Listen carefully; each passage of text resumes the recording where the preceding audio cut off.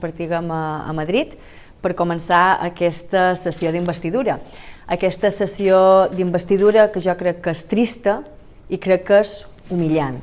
Una sessió d'investidura on se confirma tot el que anava dient Pablo Casado i tot el que anava dient el Partit Popular durant la campanya electoral. N'hi havia que mos deien agoreros, mos deien que mai se pactaria en l'independentisme i en el final s'ha demostrat una frase que jo la vaig dir durant el debat, que estan venent Espanya a trossos i a plaços. I això al cap i a la fi és trist. És trist perquè hem vist com s'està premiant en aquelles comunitats autònomes i en aquells polítics que s'han votat la llei. Per tant, quin missatge estem donant a la nostra societat? S'ha pactat un document amb Esquerra Republicana de Catalunya, un document que se va aprovar a hora baixa i vull destacar que els diputats no vàrem ser convocats fins passades les 8 del vespre en el ple de demà. Per tant, teníem el Congrés dels Diputats agenollats davant Esquerra Republicana. Fins que Esquerra Republicana no va dir va bé aquest document, no se mos va convocar per part de la presidenta en el ple que comença demà a les 9 del matí. Un document del qual Esquerra Republicana treu pit, evidentment, perquè ha aconseguit totes les seves reivindicacions i ho ha fet de fora de la llei. Un document on se pacta un referèndum d'aquell partit socialista que lluitava i que feia pinya per lluitar contra un referèndum il·legal, hem arribat a un partit socialista que convoca un referéndum ilegal. Sánchez, voy más allá, nunca ha querido una abstención del Partido Popular.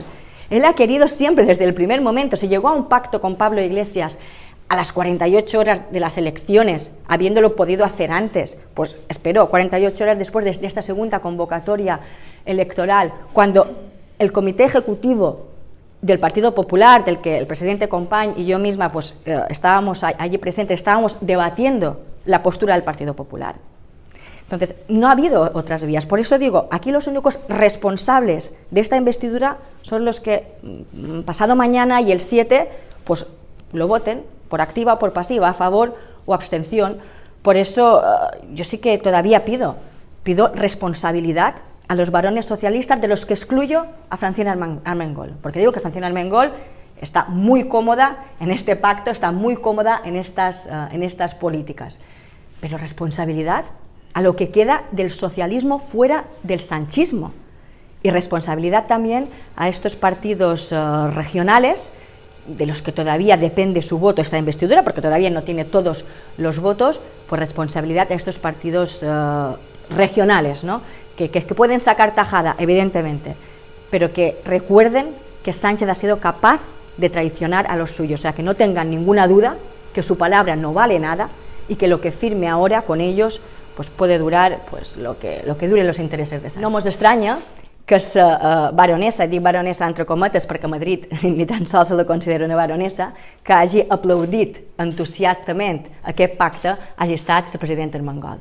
I no mos estranya no pels seus socis, sinó perquè l'estat natural de Francina Armengol, on ella se sent còmoda, és a dins d'aquest partit socialista o dins d'aquest partit sanchista, perquè el sanchisme s'ha carregat el partit socialista, com l'armengolisme se carregarà també el partit socialista de les Illes Balears. Una Francina Armengol que se sent molt còmoda amb una convocatòria, repetesc, d'un referèndum, que se sent molt còmoda amb una negociació bilateral entre iguals, entre el govern d'Espanya i el govern de la Generalitat de Catalunya, i que se sent molt còmoda a dins el seu silenci, perquè no l'hem escoltada reivindicar el dober de les Illes Balears, no l'hem escoltada reivindicar descompte del 75% que ja va dir el ministre Ábalos que s'està estudiant si el llevaria i que està en perill, repetesc, a dia d'avui, el descompte del 75%, i una presidenta Armengol que sempre ha defensat aquest diàleg dintre i fora de la Constitució, perquè ha estat incapaç de dir que el diàleg ha de ser sempre a dins la Constitució.